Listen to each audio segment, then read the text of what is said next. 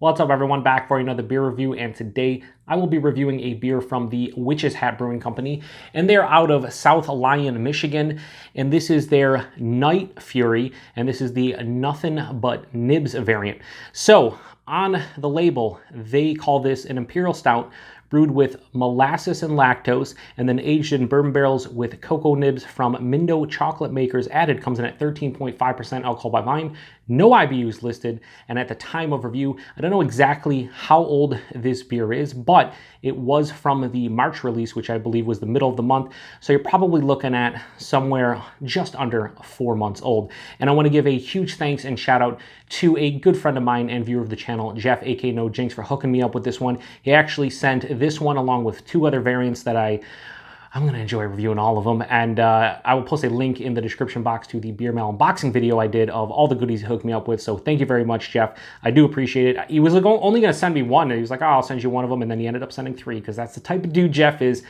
He's a good dude. Anyway, Witch's Hat, I've had beers from them before at the 2014 and 2015 Detroit Fall Beer Festival. I've actually had a couple different Night Furies, their vanilla beans, their tracks, and those beers I do actually have for review. Now, when you're reviewing, or when you're drinking them at like a beer fest or whatever, they're colder, and you're having 20, 30, 40 samples, so sometimes you don't always remember how good they are. But I've had also variants at bottle shares here over the last couple of years, and yeah, they've been pretty damn delicious for the most part. So I'm really interested about this one. It says bourbon barrel aged flavor stout on the front, but yeah, I like the whole deal they going on, the whole package. You got the wax and just the label's really cool. The wax is a little bit thinner, so hopefully I'll be able to crack into it with this. I also have #proper glassware. This is a Witch's Hat Brewing Company Night Fury Tiku. This was actually brought to the big bottle share the night before the 2019 Albino Rhino Beer Festival by Ewart, aka Teku Mary, and he had a whole bunch of glassware. He's like, I'll sell them to you guys, relatively cheap if you want it.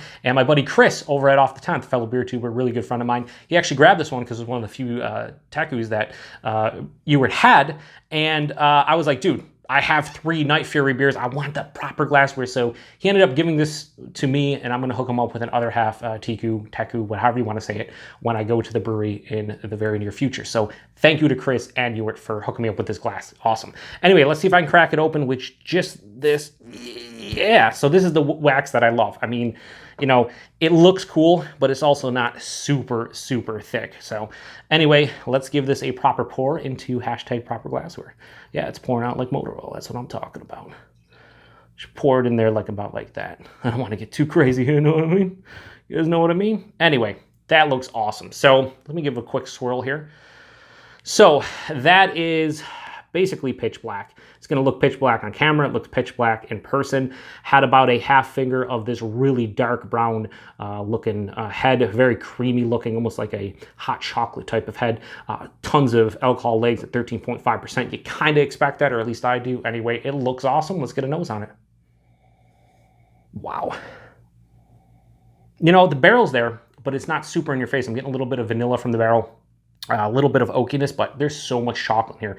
Milk chocolate, dark chocolate, tons. Those cocoa nibs are just going nuts.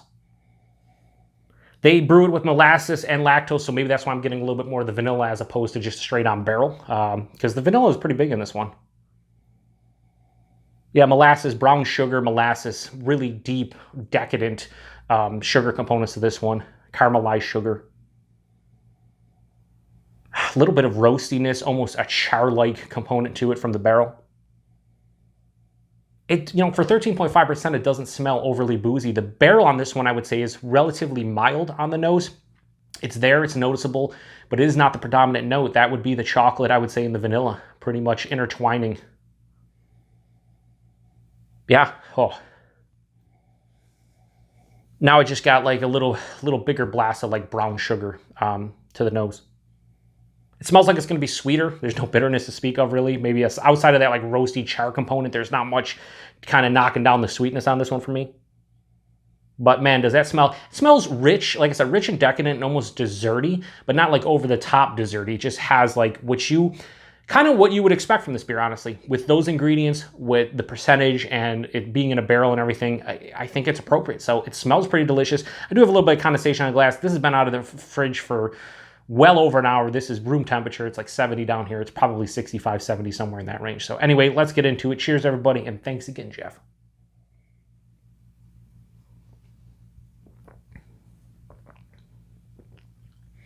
That is fucking delicious. Wow. Oh my. Get a little bit of coconut. A little bit of toasted coconut, probably from the barrel.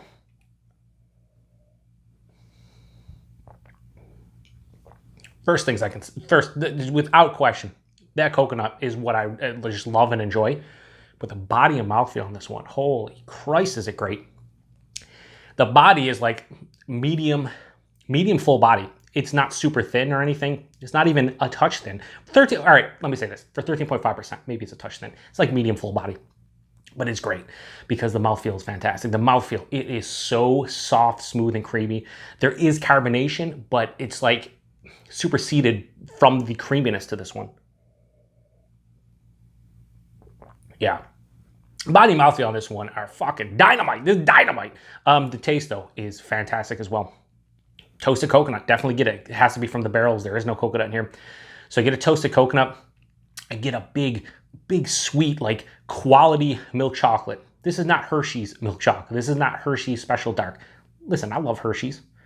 Not gonna sit here and say the quality is amazing, right? You know, it's a big company. This is like an artisan milk chocolate, so to speak.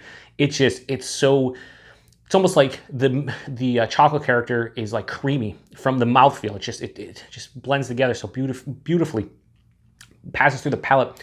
A little bit of that barrel comes out. A little bit of just straight on bourbon, but there's a little bit of like a touch of like an oaky dryness, like an oak tannin presence in the middle to the back of my tongue. There's omnipresent vanilla vibes to this one. The coconut, like I said, is right up front. Basically, it goes coconut. You get milk chocolate throughout, and you also get vanilla throughout. It finishes dry with the oak tannins, but it definitely has a sweetness to it. But I would say this is more the dry than sweet, which is crazy because it smelled like it was going to be almost a borderline dessert beer in the nose. This is a fantastic beer. Wow, this is really just delicious. 13.5%, this drink's like it's 10. It's a mild chest warming and stomach warming, but on the palate, outside of knowing it's in a barrel, there's not a booziness on the palate, which is just scary for 13.5%. This drink's, like I said, about 10. That's insane. This is an awesome beer. It's not a 5 out of 5, but it's damn close. This is an amazing variant from Night Fury, one of the best I've had personally. And this will be the first time I actually get to drink like a whole bottle of Night Fury to myself. So I thank you very much, Jeff.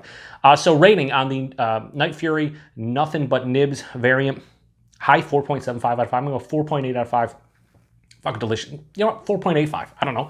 Arbitrary numbers. But 4.85 out of 5 for this one. It deserves it. The only thing stopping it from being a 5 out of 5 for me is I think I'd like a little bit more barrel presence. There's only a little bit on the, on the tongue. I think that I really like that the toasted coconuts come from the barrel, but like actual bourbon spirit presence and just like there's not a lot of flavors here. I think it's complex, but I would want it to be like mind-blowingly complex, and I don't think it is to get a 5 out of 5. But again, 4.85 and a 5, not a big difference, 0.15 difference. This is an amazing beer. If you can get your hands on it and you like chocolate barrel-aged beers, this is the one for you.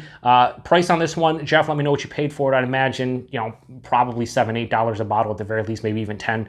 But post in the comment section about that. I know availability is brewery only. They do a release every year, I believe, maybe even more than that, but they do releases at the brewery for this beer. I don't think it gets distro at all. So if you are not close to the brewery or you're not going to trade for it, you probably won't get a chance to try it unless you have great friends like I do in the form of Jeff. So once again, thank you very much, Jeff. This was an awesome variant.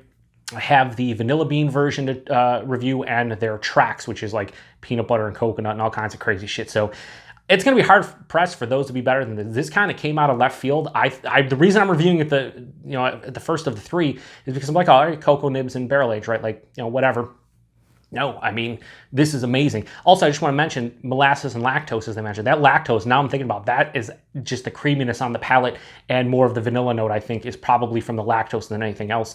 And it plays a pretty big role, in my opinion, in this beer. So once again, thanks to everybody for stopping by another beer review here on the Beer Patrol. Thank you once again to Jeff for hooking me up with this just amazing beer. And until the next one, cheers.